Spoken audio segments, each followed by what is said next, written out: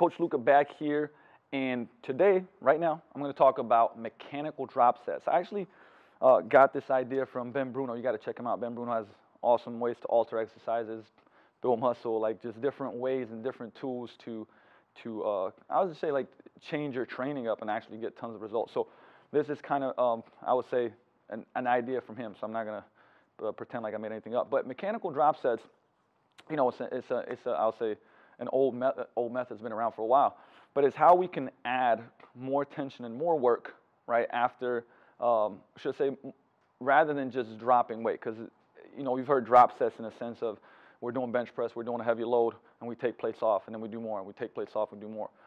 The mechanical drop sets are altering either the exercise form, something to be able to get more out of the exercise. So today I'm just going to talk about 7 different methods that you can do that. The first one is going from isolation to compound, right? So we're going to use a load. Like this is a great example. If we're going to do, you know, skull crushers or tricep extensions laying down, from tricep extensions, which of course are going to wear us out a little bit more, we're going to go into closed grip bench press. We can even do a squeeze here. So you can check it out here. If we're doing skull crushers, right, they're more challenging even with the smaller load, and we'd get to a point where we can't do any more reps, okay, so I'm not going to keep going with this one, but then we could either do a squeeze or a closed grip bench press to finish that movement off, right? So we're going for a very isolated to more compound movement, and even though the load is not that great, if I went, for instance, 12 reps with that tricep extension and then went into the closed grip dumbbell bench, even though it's just 35 pounds, I could only get maybe 12 to 15 reps out of that before I'm getting burnt out. But because we went from isolated to compound, we can now get more volume in. So that would be a mechanical drop set and the first method. All right, the second method is changing your grip. And as the first one, this second one too, they're more, I would say, they fall more in line with upper body work. A great one here is we're going to just demonstrate it with curls, right? Because the hardest position now is we go palms up and we start doing our repetitions with palms up, right? From here, as we fatigue and let's say we're getting our 10 to 12 reps in, we can't go anymore, what we can do is go into hammer curls, right? So all we're just doing is changing the position of the grip, and now we can get more out of it again, right? You've also seen this, once we get to here, we couldn't do any more turning them in, right? We could push through and get some more reps out of that, doing it that way. So all we did is just change grip position and allowed us to get more volume from that same muscle group. All right, the third method is like literal drop sets. And the two different bodyweight exercises that I'll show that you can do this with, great for the end of workout, great for finishers, is I'm going to go from elevated push-ups to regular push-ups to hand elevated push-ups. And there's a lot of different, you know, variations that we can go here and the elevations that we can go. But I'll just start off here with a regular elevated push-up.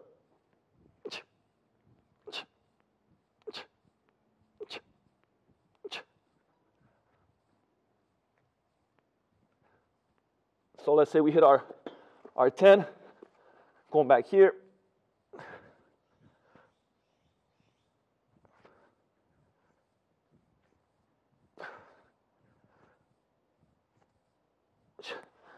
We could switch up, hit somewhat of an incline here.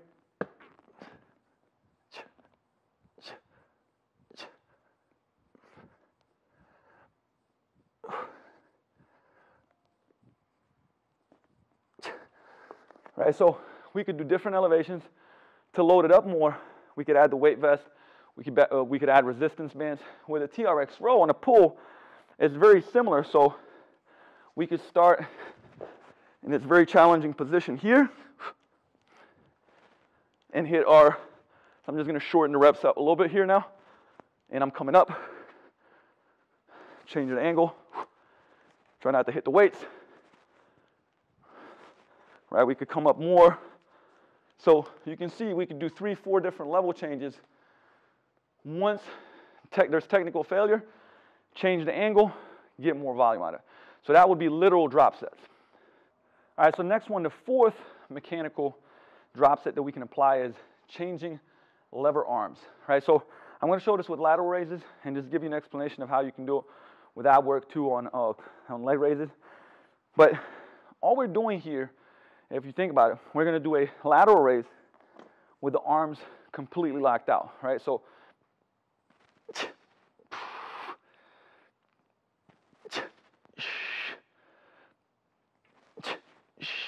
let's say we get to about 10 reps, 12 reps. Can't do any more with completely locked out arms. What are we going to do? I'm going to bend the elbows a little bit, change the lever arm, and we can continue to push forward, right? So once again, using the load, changing the lever arm, getting more tension out of it. An example on, my lattice still a little strained, but an example on straight leg raises would be if we're here, we raise the legs straight, 4 reps. Can't do any more. We'd bend the knees and then just start bringing the knees up and control them down. So we take that lever arm out and exercise becomes easier, but we're still continuing to put tension on those muscles that we're working. Okay, the fifth method for mechanical drop sets, these last 3 are going to more lower body. So they're more applicable to lower body exercises. I'm going to explain 2. I'm going to show you one. This one is a single leg RDL into then a double leg RDL. So we're going to use a load that's going to be challenging for single leg RDL. Okay. So if from here, like I said, we're starting, we're controlling that descent, feeling the tension on the muscles.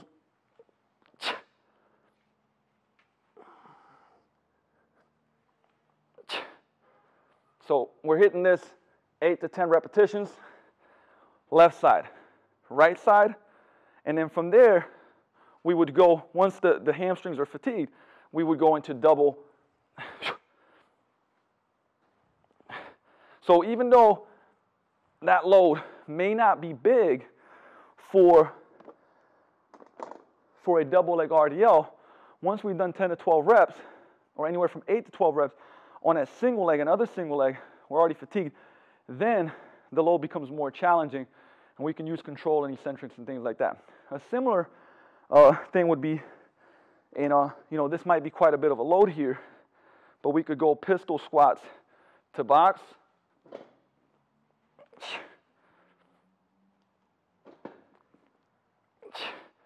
Right, so we're hitting this 8 to 10 left and right. May not seem a lot.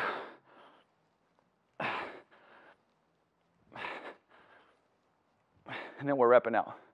Right, so now you can see how you can do some modifications and do mechanical drop sets with the lower body.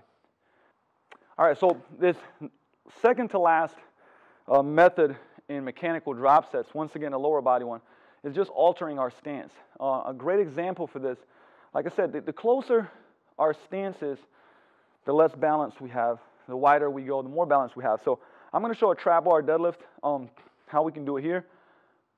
Another great one for squats is having a close bar, or I should say a close stance squat to box, right? So we're going to do a box squat with a close stance, and it starts getting close to our technical failure.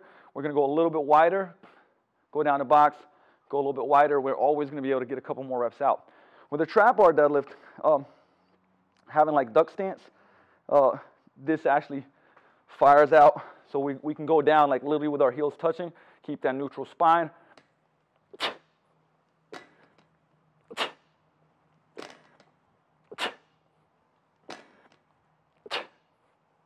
Right, we'd go a little wider, rip that floor apart. And obviously I'm using low loads right now. We get to close technical failure, go widest, stand still try to torque that floor. Don't let your knees fall in. You push those elbows out, and we'd finish, right? So that would be an example of mechanical drop set, just altering stances and being able to get more volume out of the same or similar exercise. All right, the last mechanical drop set is changing bar positions. I'm actually not going to go through this one and just explain it to you.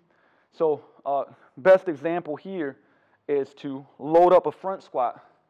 So we're going to go, now obviously like you can you know, for my max, I don't do much back squatting anymore, but my max on back squats was around a 450, 460 at my best.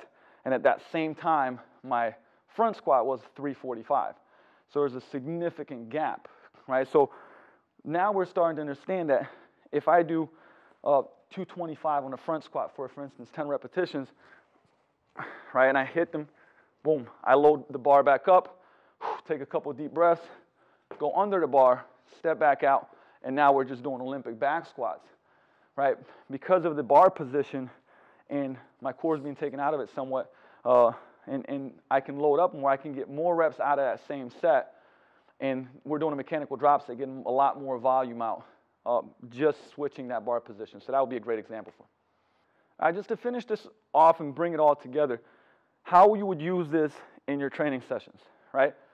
1 to 2, maximum 3 exercises with 2 to 4 sets for upper body and 1 to 2 sets for lower body, right? I'm going to repeat that.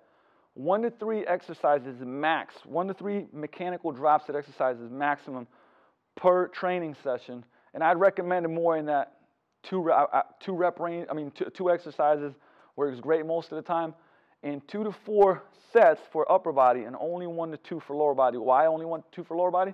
Because most of the things that you'll be doing, higher loads, right, a lot more stressful on the central nervous system. Like I said, bigger ranges of motion, so takes more to recover than for upper body, especially when in upper body if we're doing isolation exercises, it's taking a lot less out of you, right? So I'm going to repeat that again. 1 to 3 maximum exercises per training session, 2 to 4 sets for lower body exercises, and 1 to 2 sets for, 2 to 4 sets for upper body exercises, 1 to 2 sets for lower body exercises. Right, so it's a very simple to plug this in. Like I said, if you haven't done it, plug this in toward, you know, the mid-end of your training session and have some fun with it and like stick with it for 4 to 6 weeks in your program and see the results. I'll be back next time with some more tips.